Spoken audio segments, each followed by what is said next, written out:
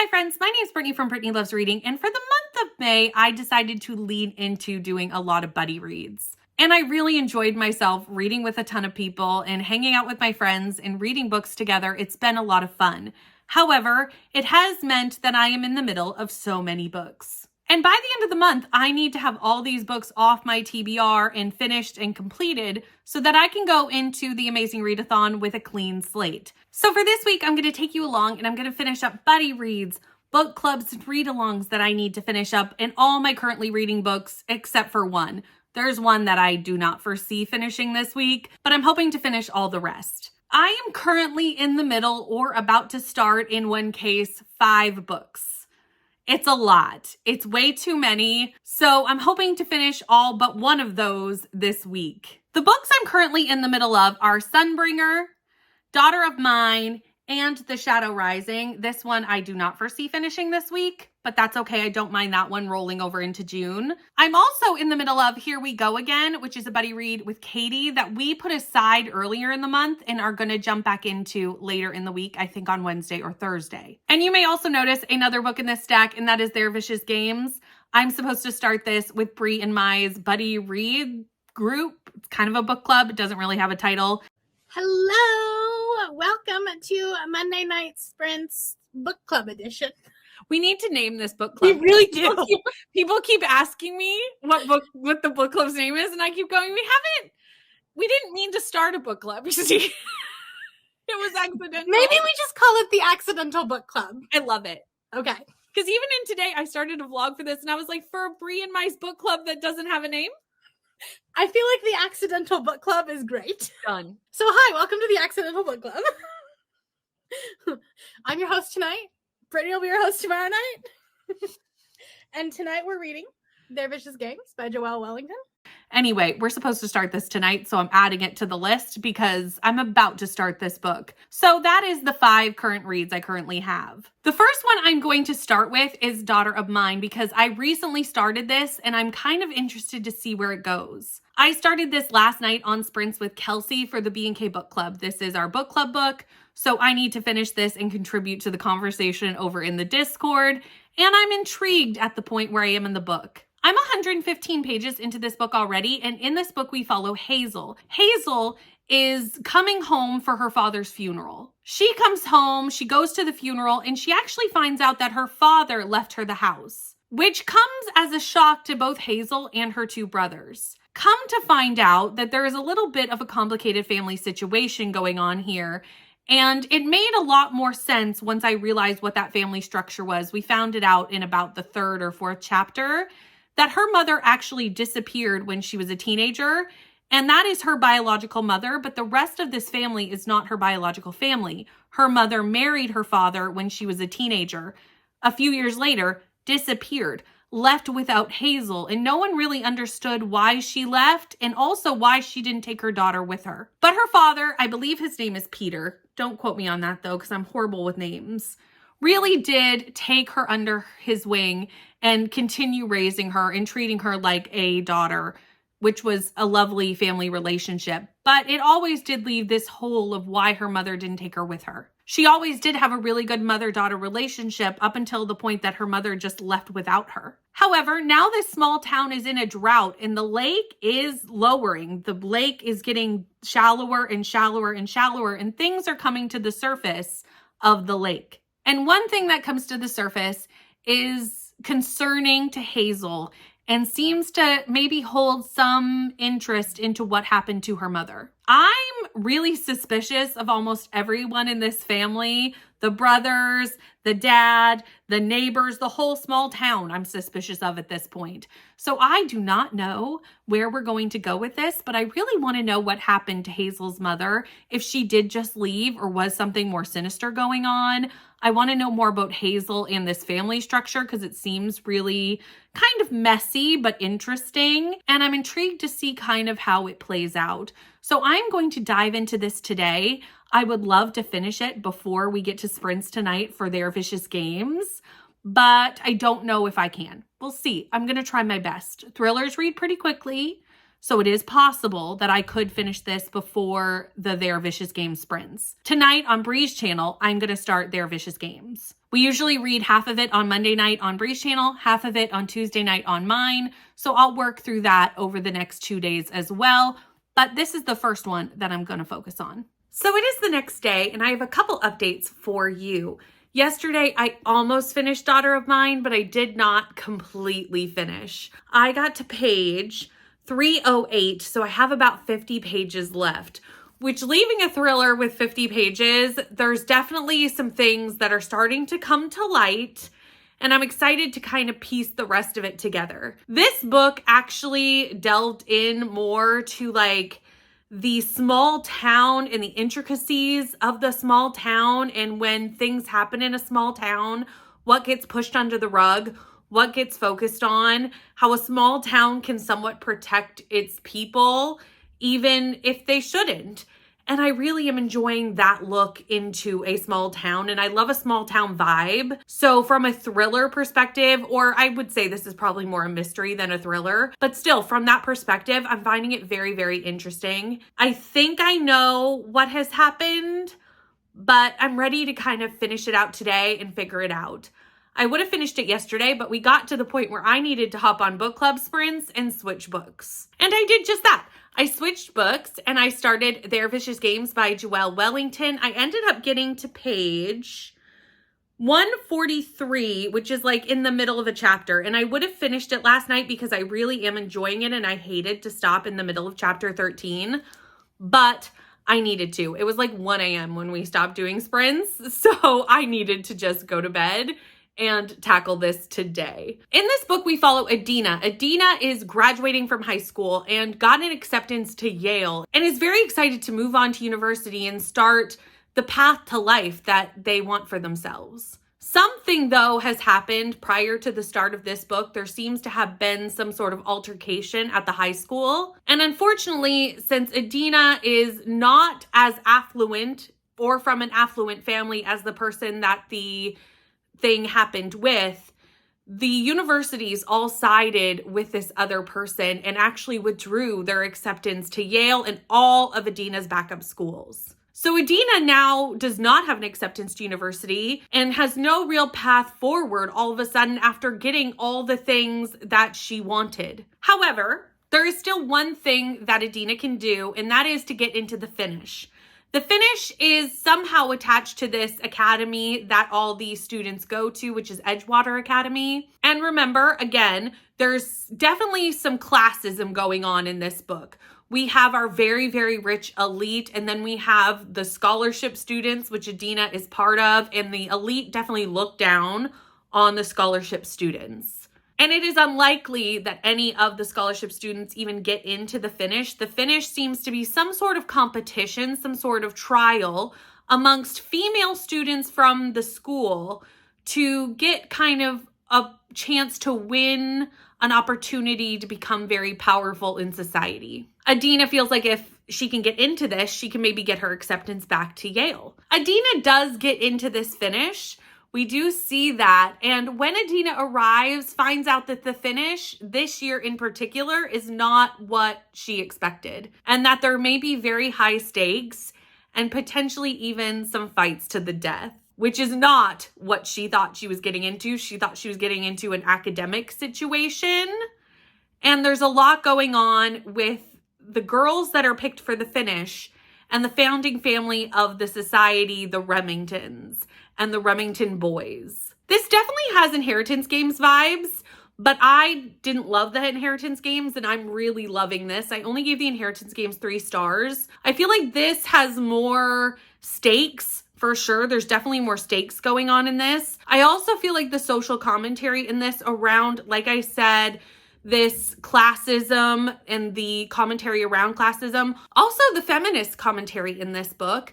We have, this school that used to be an all-boys school, and when they let girls start to come, they started this competition amongst the females to win favor with this founding family and the males in this founding family. It's a bit nuts to read about, and I'm enjoying that part and seeing especially Adina be like, this is not okay.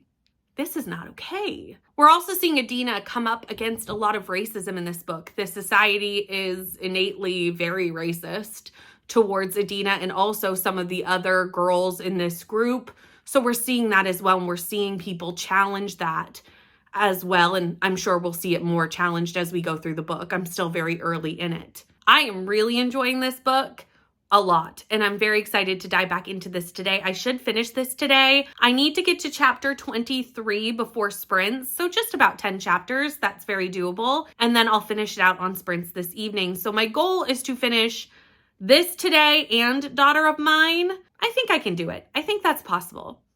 That's the goal, at least. So it is actually 2 days later, and I have not updated you, mostly because Wednesday is a super busy day for me for family stuff. And there are Wednesdays that go by that I do not touch a book, and yesterday was one of those Wednesdays. But I haven't updated you from Tuesday, so let's do that first. On Tuesday, I ended up not picking up Daughter of Mine at all, so I'm not going to update you on that book because I still have exactly the same amount to read as I did the last time I talked to you. However, I've made it a lot further in Their Vicious Games.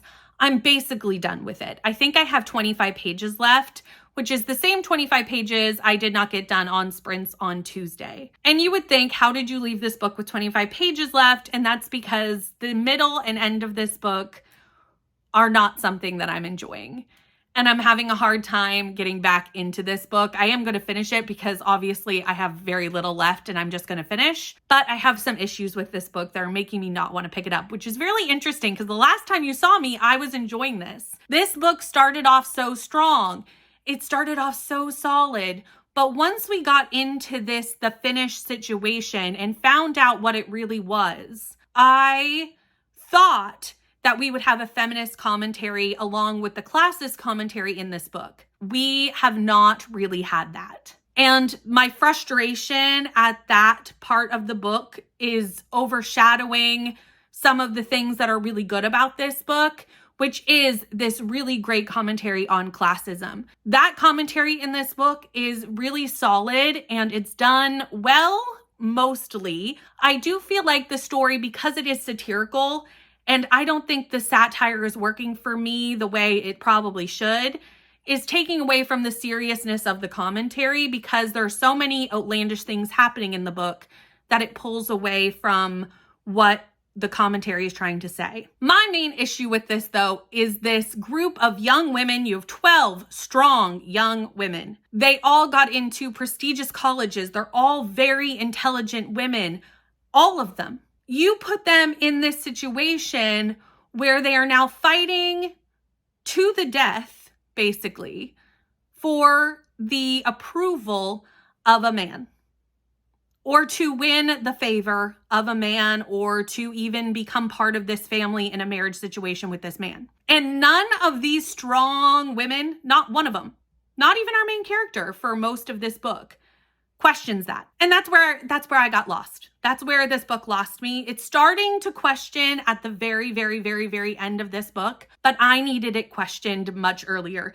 It doesn't make sense to me that you have, I think it's 12 strong female characters, and they are strong. They are strong characters to be doing what they're doing, but they're not questioning this at all. And the fact that they're not questioning it, and the fact that they're having really no emotions towards what is happening to them, takes away from the seriousness of what is happening in the book because they're not taking it as seriously as I feel like they should. And it's also, again, taking away from this great commentary because it's making light of other things where I want to really dive into the seriousness of it. I hope that makes sense. But that's where my frustration with this book was, really, is these girls would question this. Any group of young, strong females are going to question this, and they're not, and I don't understand why we would not write them to question it much earlier.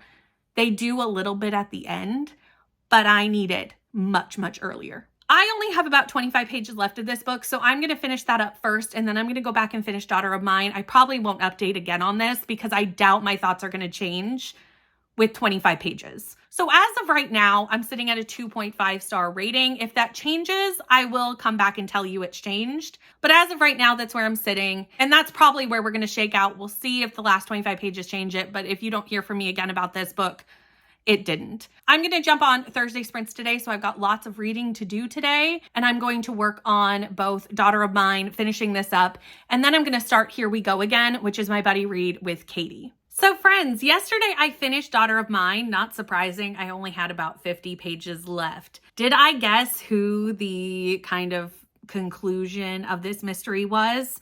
No, I didn't. I had some suspicions of a few people, but that was not really one of them. It really did take me by surprise. And I really enjoyed this mystery for everything that it was. I think I talked about it earlier in this video, how it really delved into a mystery in a small town.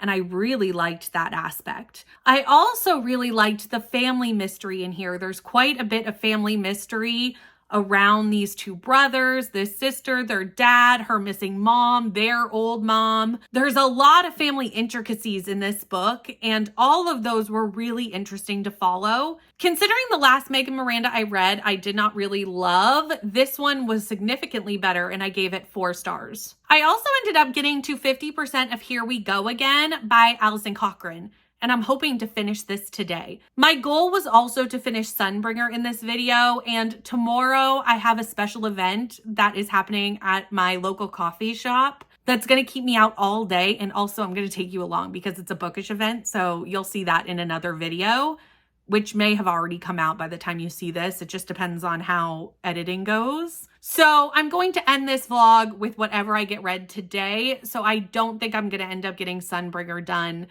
potentially even this month. Sunbringer may roll into June, which is unfortunate, but I may just have to, let that be what it is. But my goal today is to finish Here We Go Again, so I'm not rolling that over as well. Alison Cochrun is one of my favorite romance writers. I gave The Charm Offensive 5 stars. I gave Kiss Her Once for Me 5 stars. And this one, unfortunately, is just okay for me at this point in the book. There's a couple reasons for that, and it may change as we get to the end because there is a part of this book that I'm really, really enjoying, but the other parts are kind of taking away from that. In this book, we follow Logan, Rosemary, and Jo. All 3 are definitely main characters in this book. Logan and Rosemary grew up together in a small town. They were best friends, but had a moment in their teen years where they kind of separated as friends. They both have come back to this small town and are working at the local, I think it's high school, as teachers. But they still do not get along. Their personalities definitely clash, and we see a lot of them bickering and misunderstanding each other through this book, which may be part of what I don't love about this book a little bit. Is miscommunication never works for me. And unfortunately, the banter kind of leans on a miscommunication type situation. Not fully, but it's adjacent, that it's not quite working for me as much as I would want it to. These two find out that their favorite English teacher, Jo, is dying of cancer and is only having a few months to live. Jo asks them to take him to a cabin he has. I don't remember where the cabin is, but basically he wants to go there to die there. So they both agree to put their, animosity aside to take Jo on this road trip, and they go on this road trip with Jo. Jo is a character that I absolutely love. When I hear more about Jo's backstory, there are moments where my heart just breaks for Jo and what he's going through right now, what he's gone through in his past. I think I'm going to be crushed by what happens to Jo in this book, just knowing that Jo is terminally ill. I don't know if we see that part in this book, but there are definitely some very heart-wrenching moments with Jo, and I absolutely love Jo so much. Unfortunately, Rosemary and Logan, I don't love these characters as much as I need to for a contemporary romance. Something about these two characters just is not working for me. I do love the mental health representation in this book. Logan has ADHD, Rosemary has ADHD and anxiety. And as with every Alison Cochrun book, the mental health rep is fantastic. Don't get me wrong. It's always done so well, and this is no exception. I need them to stop having this kind of bickery, miscommunication back and forth. Also, I understand why Logan is so closed off due to past experiences, but I need Logan to start opening up in this book for me to really connect with the character at all, and I haven't seen that yet. Logan has a lot of walls up, and by 50%, I was kind of hoping to see a little bit more of Logan by now. I definitely prefer Rosemary as a character versus Logan, but the two of them together, just something is not quite clicking for me in this book. Now, going into this book, I was nervous about the road trip being a problem for me since I don't like boat books. And I think I'm about 50-50 on the road trip part. There's points of this book where I'm intrigued because we're seeing a lot of lovely descriptions of like nature or monuments or various things like that. But there's a lot of time where we're just in cars or in hotels. And that's becoming a little bit repetitive to me, which is what I don't overly love about a boat book as well. Again, there's only so much you can do on a boat. There's only so much you can do in a car. So that's where I'm at right now. I'm still enjoying it. Don't get me wrong, because I am enjoying it, but not nearly as much as I've enjoyed the other books by this author in the past. And that may be a personal thing for me. And I also may have overhyped this book because I've loved those books so much. I'm still sitting around a 3-star. Like, I'm not disliking this, but I'm hoping that the ending, I start to see more of the characters and maybe connect with them more. And I'm a little bit nervous what happens to Jo. Since Jo is my favorite character and I know Jo is terminally ill, I'm a bit nervous of what happens to Jo. So I did finish Here We Go Again, and the second half of this book really worked much better for me than the first half. I think there's a couple reasons for that. In the second half, we have Logan and Rosemary have a conversation about their miscommunications leading up to this road trip. I hate miscommunication, so the fact that they did that really helps me like the characters a little bit more. We stopped the road trip. We stopped traveling and we stayed in one place for a good period of time. And again, that helped me a lot. And finally, the second half of this book really did delve into Jo a lot more and Jo's life and also his end of life. This is a really heavy book. It brought me to tears at the end multiple times. And that was really what was the star of this book. This book, the beauty of this book, and what I wish would have been focused on through the whole book was Jo, his life, what he wanted to do with the rest of his life, his relationship to these two students that really became like family, and the family that they created. I just felt the romance felt out of place in a book that really wasn't supposed to be about a romance to begin with. This was Jo's story and it was Jo's book. Because the romance didn't have time to breathe because we were focusing on so many other things, and those were the things I wanted to focus on, don't get me wrong, it made the relationship fall kind of flat. And this is supposed to be a romance book, and I really feel like that was such a secondary third, plot point. There were also some of the repetitive things from the first half of the book that did float in. There's something that Logan kept doing, and really all of our characters, was to swear with celebrity names.